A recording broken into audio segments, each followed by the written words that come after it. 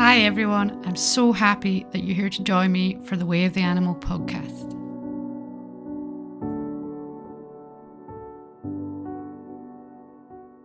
Today I have Alastair, my husband, on the opposite side of the microphone to me.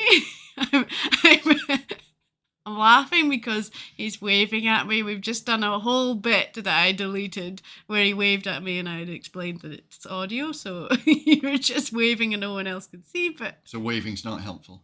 No. Seems quite helpful at the moment. So today we thought we'd talk about living in the moment. Where do you want to start? In the moment. It's an interesting thing. People talk about animals living in the moment a lot. Yeah, animals, they live in the moment because that's how they perceive their world. I think because their way of being is much more connected to their safety and their ability to assess the world around them. They rely on the information they're getting immediately, rather than necessarily from past events or from future planning. And that's so we tend to live more either in the past or in the future and not in the present moment. Is that sort of the... Yes. Yeah, yeah, definitely. So people tend to, rather than being aware of what's going on around them and what's happening in that moment and being present in that moment, it's more, well, I'm thinking about this thing I've got to do later today, or I'm thinking about that thing that happened earlier today. Yeah, we spend all that time in our heads, whereas I think the animals are a lot more sensory, so they are not necessarily overthinking what's going on in the world. They're just gathering information through all their senses about, and then reacting to the things they find, see, hear, smell. Yes. In that moment in time. Yes. So what about when animals know something's going to happen? So I think we're bringing Pip into this again. She comes into it quite a lot. And it's just because she's very highly sensitive, so she tends to have those moments of reaction. Yeah. I was just literally, again, we're onto the thunderstorms, which I talked about before, and she sees the lightning and knows that the loud noise is coming. Yeah. Is that sort of what you mean? That sort of thing. It's we were talking about this a little bit before, and you kind of did hit the nail on the head. But it's that idea that, well, okay, my dog is scared of or reacts to this, but they kind of know when it's coming. So they're not living in the moment. They're looking ahead to this thing's going to happen. I think it's not about them living ahead or living in the future. I think it's they get triggered, so they have made a connection to whatever scares them. Yeah. So Pip, it's the loud noise of the thunder that scares her. Yeah. So she's made the connection that the lightning tends to be around when the loud noise comes. Yeah. So therefore she's triggered. And she's still living in that moment, but she's like, okay, the danger is here. Yes. So rather than her living, I don't know, sometimes it looks like she is living in the lightning strike, thunder moment of fear when it's not quite happened. Another one would be like, we used to take some horses to the beach to go galloping up and down. Taking the horse to the beach was enough to get it excited because it was anticipating the charging around. And is that living in the moment? Is that anticipating the future? It's living in the moment of being excited. Yeah. I don't know the answer one way or the other. It's an interesting... Because I believe that they do live in the moment predominantly. But I don't know if it's sometimes they live in the future or... It's like, what does living in the moment mean? Living in the moment means being present in that moment in time. Well, I mean, let's put it this way. The horse that's excited about going to the beach isn't going to be creating the big story about the excitement of going to the beach. So if it was a human that's excited about going to the beach, you can imagine, well, you start to imagine all the things that you enjoy about the beach, and you get that big list and you're picturing it all, and there's just a whole process and anticipation Yeah. towards it. Whereas um my feeling is the horse is just simply excited. Yeah. So you take it out of field, stable, wherever it is. You get it ready for traveling. You load it up, and there'll be emotions involved in the we're going somewhere, either excitement or some horses don't like going places. But most horses I've known have always predominantly liked going somewhere. And you're driving down the road, and then I suppose at some point it smells the sea air. It becomes aware of where it's going, probably before it gets there. And then by the time you're getting it out, whoa, it's excited. Whoa, I know what's coming. Well, to take it even deeper, the person who is taking the horse to the beach is probably picturing the beach and thinking about the beach. So if they've got a good connection, the horse is connecting into the It person. knows exactly where it's going before you get out of bed in the morning. Yeah, it already knows. I mean, the dogs always know when I'm going out. Yeah. Before I'm even moving to make the moves to go out. Yeah. It's because they know what I'm thinking. And we've always, back to our dogs, we've always had a very active life with our dogs. A lot of working dogs, working sheep and things. And they know the difference between getting up in the morning and we're going gathering sheep off the hills versus getting up in the morning and we're going for a walk. Yeah. And that is just through, I mean, there'll be probably nuances in the way we get started in the morning, but I think a lot of it will just be from, because the other one is that we'd sometimes get up to get ready to go out in the morning and they're not coming because we're going to do something else and they're staying at home. But they definitely know that we're going gathering today. So animals live in the moment, but they definitely have anticipation of what's to come. Yeah. They have, so it's like, I don't think they live in the past, but they have remembrance of triggers. Well, that's how anything learns. Yeah. And so that's their way of keeping safe is this thing scared me last time. This thing is negative. I've made connections that this tends to precede this thing happening. Therefore, yeah. So I don't know. Do you call that learned behavior? I think you do call it learned behavior. So yeah, learned behavior is separate from living in the moment. So let's go to people. Yeah, that's a more interesting one. So people tend to not live in the moment as much as animals. People tend to live in the future.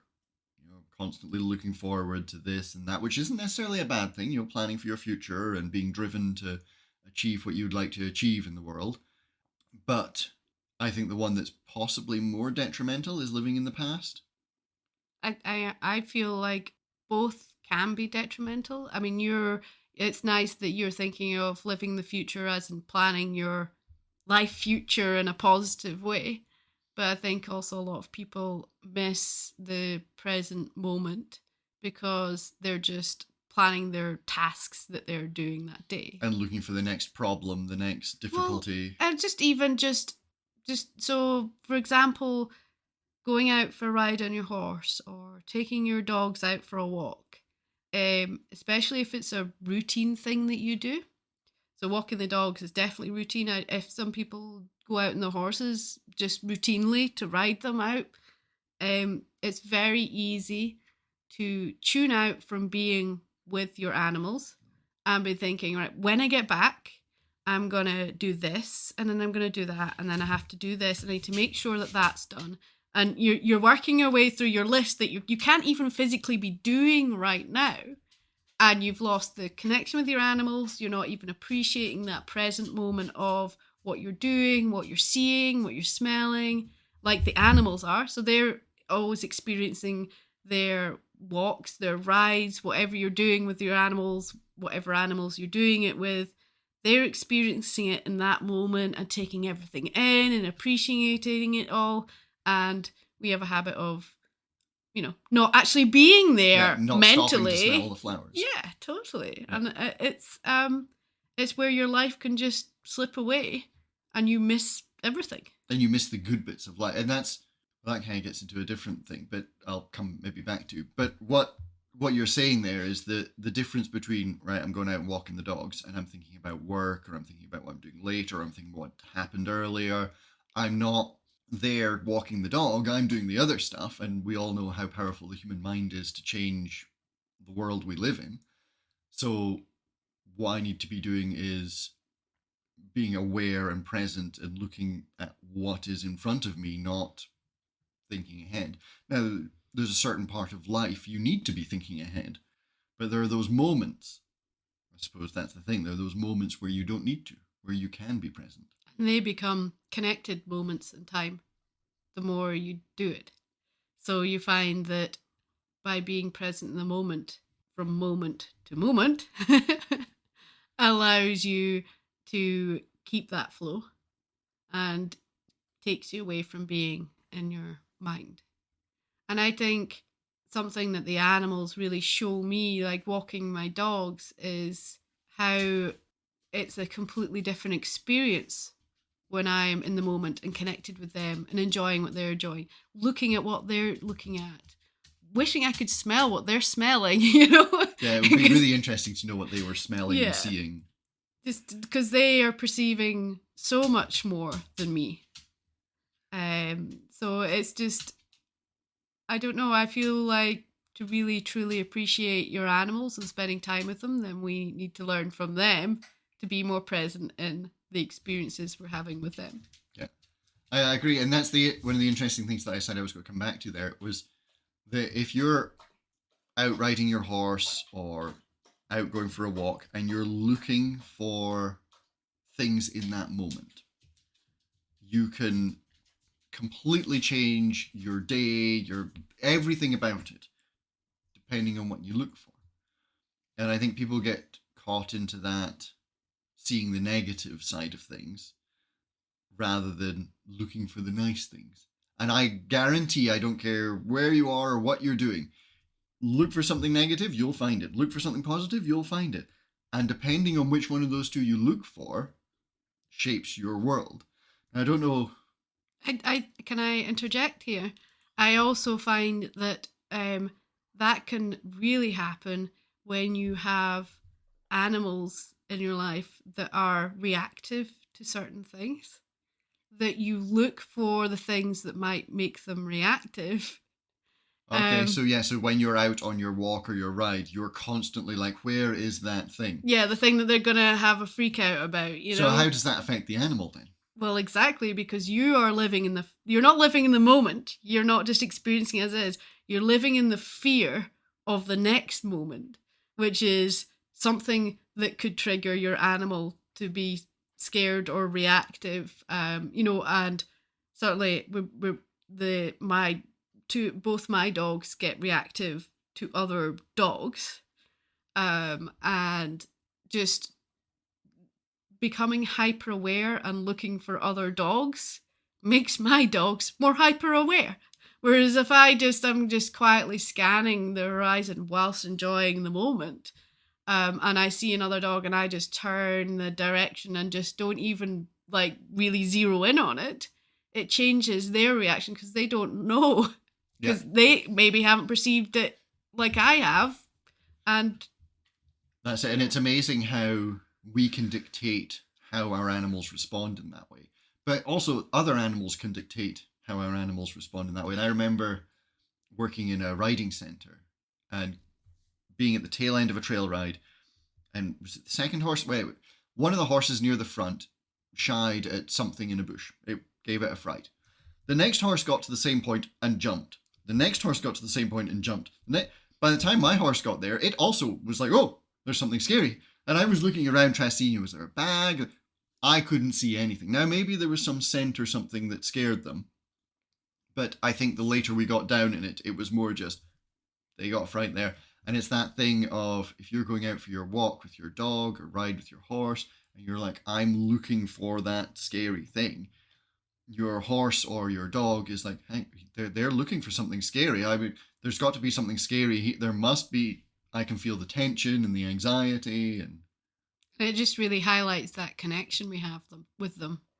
How we are being, whether it's present moment or not, affects how they are being, because they are listening to us and feeling into, like they would in the wild. They would be listening in and connecting in with their fellow herd animals, pack animals, whatever kind of animal they are.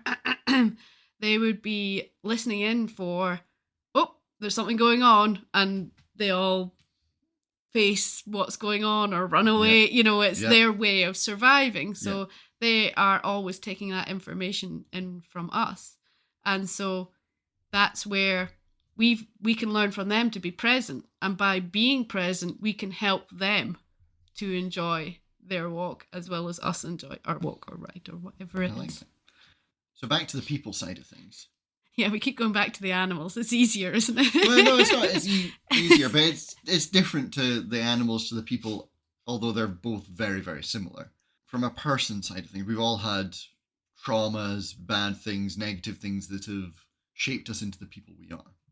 Some people find it easier than others to just say, well, and keep going. And obviously that has a big effect on how traumatic the experience was. But how do you, I think we've talked about this before, just let it go. How do you try and get yourself from living in the past, in that negative, anticipating the negative space, which is a little bit learned behavior as well in times? Like, how do you step out of that to living in the moment and looking for the good things in life? Like my coffee mug, not that I'm using that one, but says there's so many beautiful things out there to smile about. Yeah, that's an interesting question. What pops into my mind is just simple ways that you can help yourself with that. And I don't know, something that I found very helpful is I love taking pictures. And you can almost dictate my mental health by how many pictures I have or haven't been taking. Yep. In that way that when I'm feeling good, I just seem to see loads of different weird angles, photographic opportunities, loads of things. I'm like, oh, that's really nice, or like that. And it can be something I've seen a million times before. It just looks right. It's just I'm in that energy and you're that seeing the feeling. beautiful reason to smile. Exactly. And I really enjoy that. And I enjoy recreating that so other people can see the important things. So I don't know. So why don't you see it sometimes? Because I'm probably not my present moment. I am feeling low. I am focusing on my negatives that are going on in my life. And then, so it's like having dark glasses on. You don't see the brightness of what's around you. Not having the rose tinted glasses. Yeah. So how do you get the rose tinted glasses? I don't know the answer to this. I'm curious. I'm glad you don't know the answer. I don't know. I was literally thinking about this, because I do a photo a day journal. Yeah. And I have been since the end of 2014. So 10 years? Yeah, it's like 3,200 and something photos. Yeah, not quite 10 years. It's a lot. I've noticed that I've got quite lazy about it. I'm not looking for photos, and I enjoy taking photos that make me go, yes, that's a good one. I've just been, here's a photo of the here's dogs. A photo. Yeah. And the dogs are a great subject, Yeah. And I was thinking about it, and it's the 1st of April tomorrow. Well, I'm going to challenge myself to a month of taking my actual camera out. So I've been lazy enough that I've only been taking my phone out, taking my actual camera out and taking a photo a day of just, it doesn't matter if it's interesting or not, just taking a nice photo a day, taking a moment to really focus in and making it a purposeful effort of and finding that something thing that makes you smile, that draws my attention, that is, something. Yeah. I think that's a great thing to do. Yeah, it's a great way to try and hold yourself accountable and get yourself interested again in taking the photos. It's interesting how you can sort of plot how you're feeling just by the photographs you're taking, and looking for those things. I know in myself, because I said I don't know the answer to how you stop the learned behavior and the things you've looked at in the past and living in the past. I know myself, I find myself with those triggering moments that bring up something in the past that was negative, that my brain's like, oh, this is like that, and that means this. And I'm very, very in my head, is the way you would describe it. But it's very easy for me to be, okay, my brain says this is like this and this. Well, I can just say to my brain, no, it's fine. It was like that, but this one isn't like that. Yeah, you find it quite easy to let go of things. I find it easy to let go of things. I find making it the easy connections. I don't know, am I talking to my subconscious at that point? I suppose I am. I find it easy to very clearly in my head state what I intend, and my subconscious to be, okay, yep, that's fine.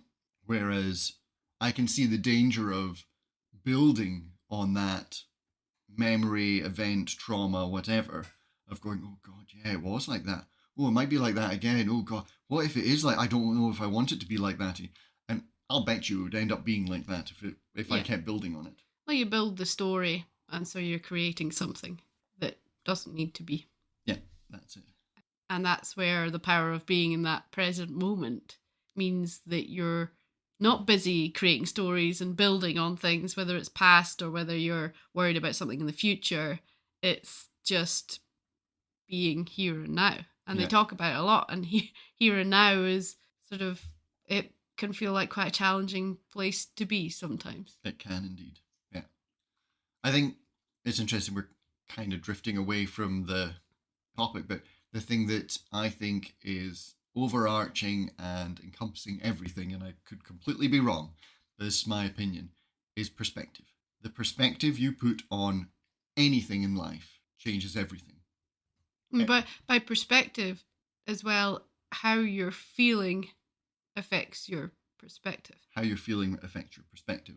But if you adjust your perspective to look for the positives, I feel, it's a grey, overcast day, I'm tired, my back hurts, but if I shift my perspective from looking at that to looking at something positive, and it can be anything, oh look, the spring buds are coming on the trees.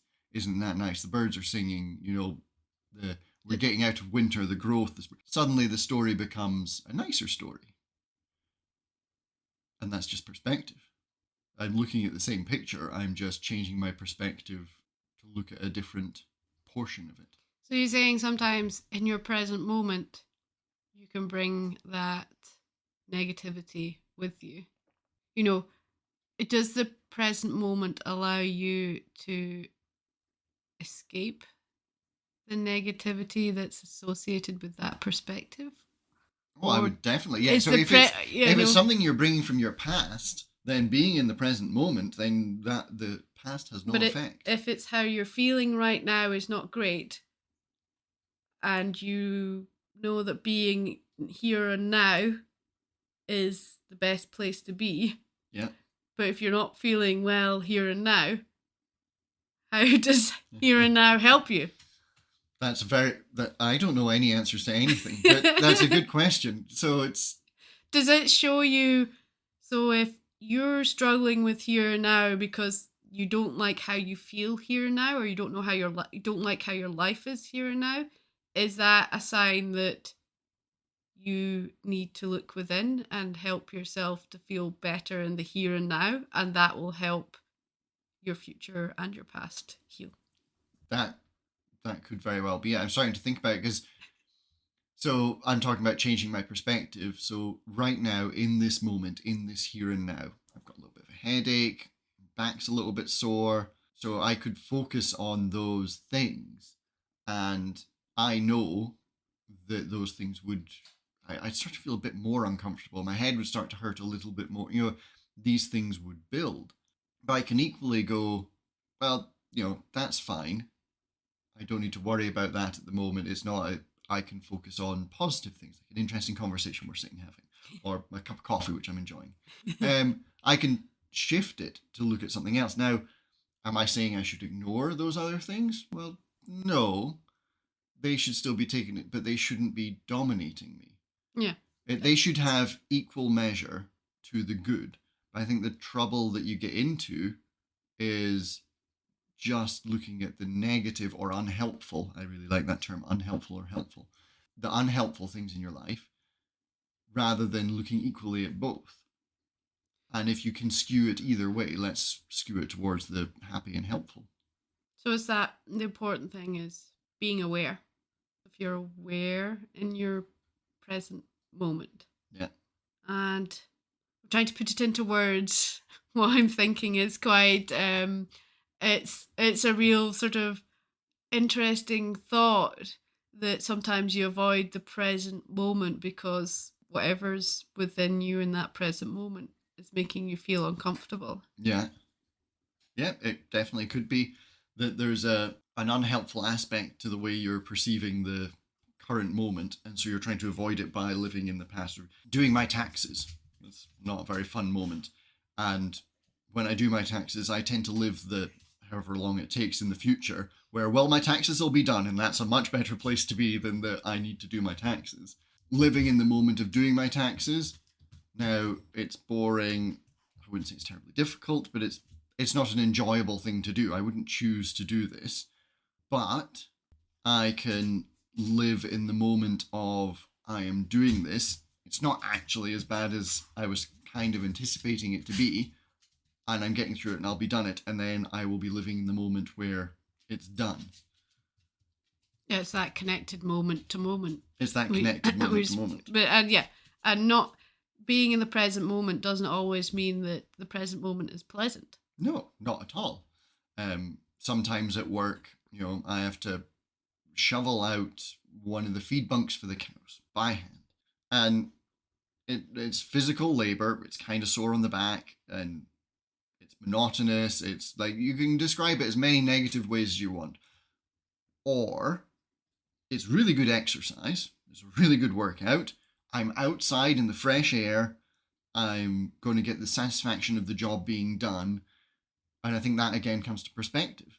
And you can be in the present moment while you're doing it. And be very mindful when you're doing it, which is an interesting place to be. And for me, someone who's very cognitive, I have a lot of thoughts come up and ideas, and I can be planning for the future. And okay, maybe I'm not in the present moment then. But, it's... You can make it a positive experience. I can make it a positive experience. Yeah. And like you said, it's that perception. I think it's very easy to get caught up on how we're feeling and forgetting that we can actually improve how we're feeling by where we're focusing on. What we're focusing on, or where we're focusing. Certainly, just as a final thought, I do think our animals appreciate that when we're with them, doing anything with them, that we are present with them at that time. I find that with the dogs a lot. If I'm on my phone, if I'm at the computer or something, I'm one of them, and it helps that we've got a lot of old dogs, so each moment with them is maybe that bit more precious. But they'll come up to me while I'm doing something and I'm not being present in the moment, and they are very good at bringing me back to the moment, because it's like, well, you know what? I don't need to be looking at my phone. I don't need to be staring at a screen. I could be here with them and just speaking to them and being in that moment, which is a much nicer place to be than, not connected. I think that's what, we had Shaw, who was sick and gone just within a couple of hours. Yeah. And it was just, what really hurt the most was those lost moments. Yeah. All those times where she's come up to me for cuddles, attention, anything like that, and I've been, quotation, too busy doing something else. Yeah. And, you should never be too busy for your animals. So it takes me back, and I've been thinking a lot about this third-hand quote that you heard from someone else, about a Denzel Washington quote about being on your deathbed and the ghosts of opportunities and ideas that you'd had coming back to you, saying, we came to you because these things could have been, but you chose not to do them or to ignore them. And whether it's fear or whatever the reason is, you chose not to take these paths in life. And, how would you feel with all the paths you haven't taken in life? And that I think brings you back to the moment and being in the moment and thinking about, am I just going through the motions? Am I always not connected to where I am in life? Am I enjoying where I am in life? And I mean, I get the idea of I'm going to work really hard at this 9 to 5 job and make a load of money and I'm going to end up there. I get that that's my plan. And I maybe don't find something you enjoy in the moment. And I love this saying and I will forever use it. You could get hit by a bus tomorrow. All of us, things happen, people die. Each one of us has a short time here. And at the end of it, I hope when I reach the end, whenever that is, that I can look back and go, well, I didn't hold back. I enjoyed what I was doing. And I think this was something I was thinking about driving home today. It's some people live their lives and their adventure. And I love adventure. I love traveling. I love everything about that.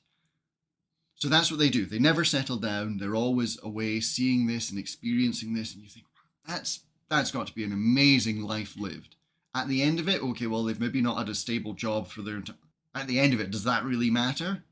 I don't know. And then I look at what I do, and I do a little bit of adventuring, and maybe not as much as I would like.